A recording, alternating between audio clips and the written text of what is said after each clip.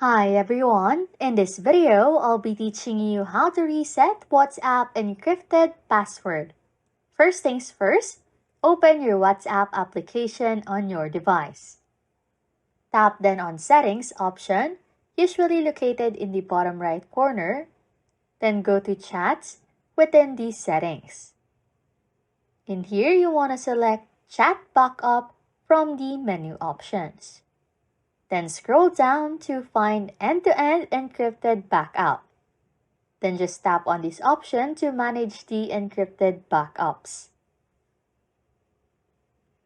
Then look for the Change Password option within the End-to-End Encrypted Backup section. If you have forgotten your password, there might be an option that says Forgot my password or something similar.